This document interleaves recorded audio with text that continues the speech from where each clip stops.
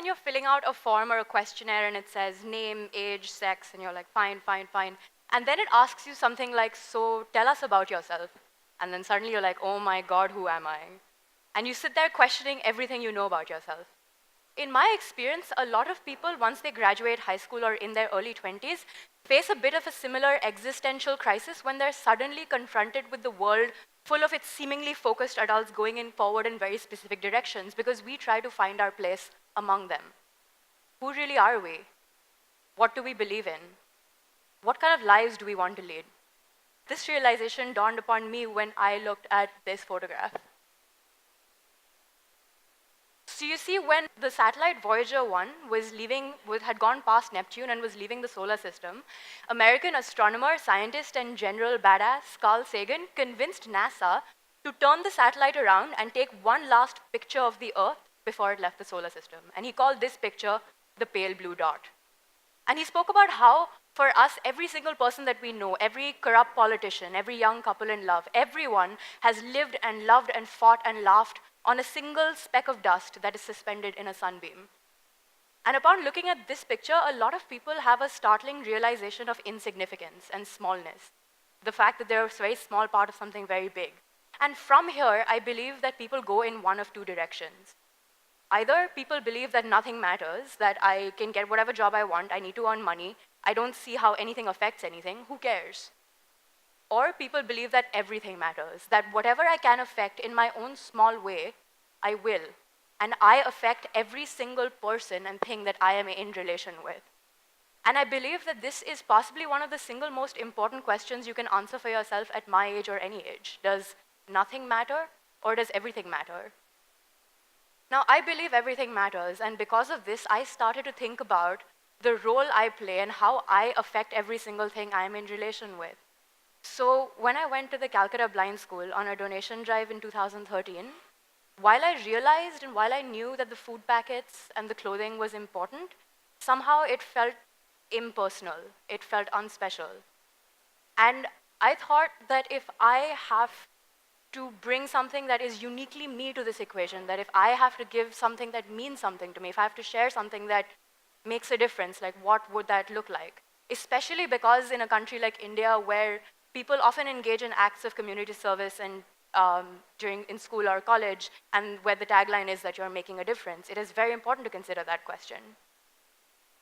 You see, when I was 5 years old, I entered a room with pink and blue and green walls for the first time on Kamak Street in Calcutta. And it was here that I learned the magic of a bar of music, the balance required in a pirouette, and the fact that if you fold your socks halfway down, you can spin on your toes and still grip the floor with your heel when you land. I got older, and I learned about the ecstasy that you feel after a dance performance when a group of 10 girls are hugging and screaming for no reason. You have to be a little careful because one person might trip into an electrical loose wire and then 10 people are simultaneously electrocuted. I learned about the disappointment and the hurt and the anger, but the fact that you need to say whatever you have to say when the curtains rise in those 8 minutes, when the music is so loud that you can't hear anything except your heartbeat that's thundering in your ears. Eventually, other activities crept into my life, and dancing settled into a place so unimposing that I fell in love. And it became that thing that was sort of in the corner that I could go back to when I was tired.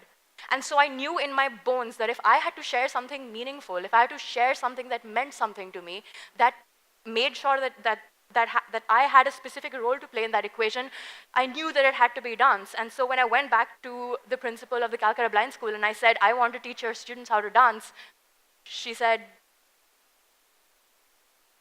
no.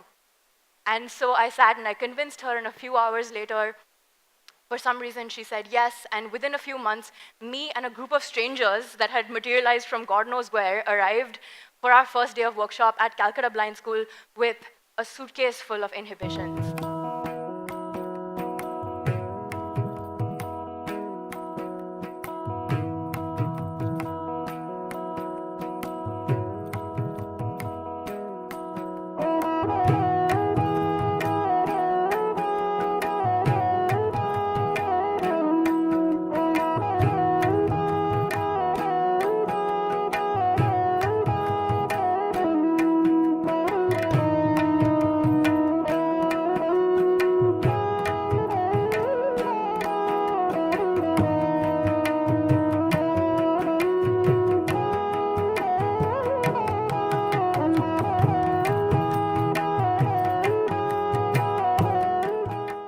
So we walked into workshop on our first day, and this was basically an introduction to the faces that we had at workshop. So a question that we get a lot is, how do we teach the visually challenged how to dance? And so I began to explain that there is a song from the movie Black 2005 that says, "Haan maine chhu kar dekha hai."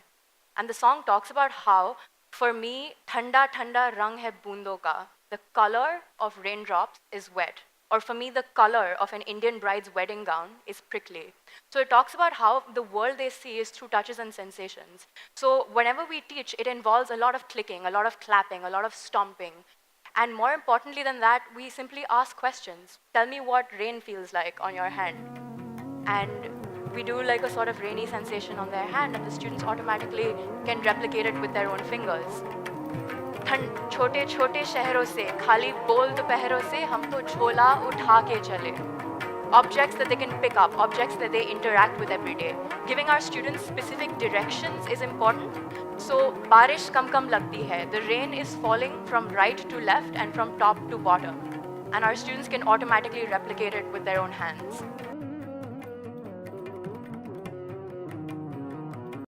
The thing is that as far as Indian society is concerned, my students fit into a category, underprivileged. And when we categorize somebody as underprivileged, we decide that we can only engage with them in certain ways, either by donating money or by teaching English, because we never consider these people as individuals with likes, dislikes, hopes, or dreams. And I think what happens that is even more scary in Indian society is that sometimes people internalize this invisibility and people internalize this difficulty. If you ask somebody that is conventionally considered underprivileged, so आपका क्या सपना है? And they say, हमारा क्या सपना होगा? That's what I mean. And this sort of sets up walls. And what we do at workshop is that we break down these walls, both in the minds of our students, for whom movement has always been conventionally to get from point A to point B. And suddenly a girl discovers that her hands can move in a wave-like motion for the first time. And what it feels like to do like a thumka or a hip rotation for the first time. And simultaneously, we break down walls in the minds of our instructors. Because my instructors, and I'm blessed about this, are people that go in with the courage to treat people as individuals, and that opens them up to all kinds of lessons that they could learn. For example, in preparation for this TED Talk, I asked a lot of choreographers and dancer friends, so why do you dance? Why are you here to dance? And I got a whole lot of answers. But we asked this question in the schools that we teach at as well. And we got answers ranging from, oh, I actually hate math, so I'm bunking math class and I've come here to learn. Or my best friend has partial vision and I'm completely blind, so we can kind of help each other out. Or that, oh, my teacher said I could bunk class and come and learn here.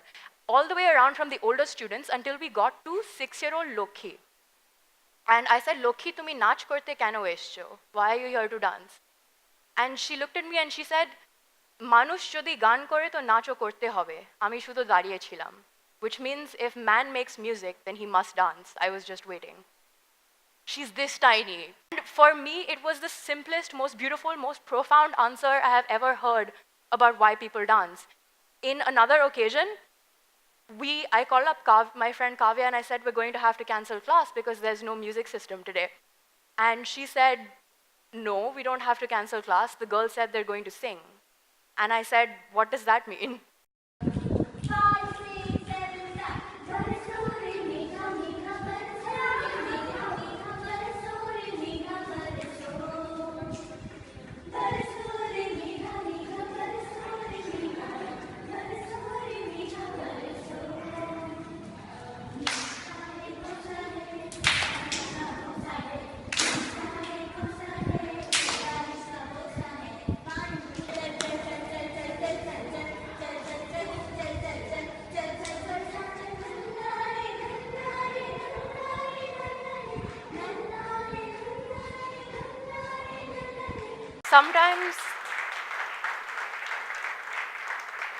Sometimes we make do without music. Lokhi, these are lessons that would have passed us by had my instructors, my friends, had the people that I've been fortunate enough to work with not been individuals who are present so sincerely, so genuinely, so authentically in this experience that it can never possibly be charity. or community service, but it becomes an act of sharing of happiness. It has happened over time that what applies to me about dance will apply to somebody about a business idea, will apply to somebody about film, will apply to somebody about something else. But when you create something from such a place of authenticity, something from such a place of joy, that people can't help but pass it on. And it has happened in time that there have been people that have created things from such a place of excitement and authenticity and happiness that you can't help but be a part of whatever it is that they've created. You can't help but be a part of their ripple. And I believe that the greatest innovators and changers and movers of our time have all been in on one secret, that happiness has a ripple effect. That whatever you create from this place of joy, people will want to pass on. And this can be passed on in different shapes and ways, and you never know how it really happens. So let me tell you another story. I have a friend called Mohini who wanted to start workshop at Narendrapur at a very strict and conservative blind school. And I accompanied her as a silent observer to the meeting. And the principal asked her, so what is the structure of this workshop? And she said, whatever you want it to be. And then he said, okay, how many days a week? However many days you want. Are there going to be male or female instructors? Whichever you prefer, sir. And at this point, I was getting really silently frustrated. I said, Mohini, you're not giving this man any real answers. So after the meeting, I pulled her aside and I said, Mohini, what happened back there? And she said, Saisha, how does it matter how we do it? We're here to teach them how to dance. And in that moment, I realized that if she had not focused on the essence of what it is we were making, and if she had not been flexible with the sort of more irrelevant details, workshop would not have started in Narendrapur for those 40 boys 2 weeks ago in Calcutta. You see, one of the questions we get a lot of the time is, what organization are you from? What are your goals? What do you hope to achieve? And I always say, I don't know. I don't know what the structure is, days of the week, timing, songs, names of songs, whether or not there will be a performance at the end. But all of that is up to you. But what I do know is what it feels like to walk into a room with pink and yellow and blue walls and feel my world change. And realizing for a lifetime that learning has a far more powerful end to serve than the short-term end of performance. These ripples will go forward and happen in ways that you never imagined and take shapes and forms. And as long as you focus on what it is that actually matters, structures will cease to be relevant. And your ripple will flow resistance-free and take all kinds of shapes that you would not even have imagined. So this is a series of very complex diagrams that I have drawn to illustrate exactly how this happens. So I sat up all night doing these. What happens is that, so if I choose to share something very special with a small group of people around me, it expands itself in ways that you maybe will not even anticipate. And notice how you are no longer relevant in this ripple, that sometimes it will crop up as 6-year-old Lokhi, sometimes it will crop up as Mohini starting a workshop in Narendrapur, and sometimes it will be the girls that danced without music. Some of these people will create ripples by themselves and will become agents, vessels of creating things that you had not even imagined. And sometimes, if you're very lucky, and if you're listening, you'll realize that this ripple doesn't just move outwards, it comes back inwards as well. The way I feel this happiness when I see pictures and videos and experiences and stories of students that are engaging in workshops in all of these different places, because my 5 friends who I started workshop with 2 monsoons ago have now started workshop at 5 different schools by themselves with 5 more people who have told their friends in Delhi, Bombay, Pune, Bangalore.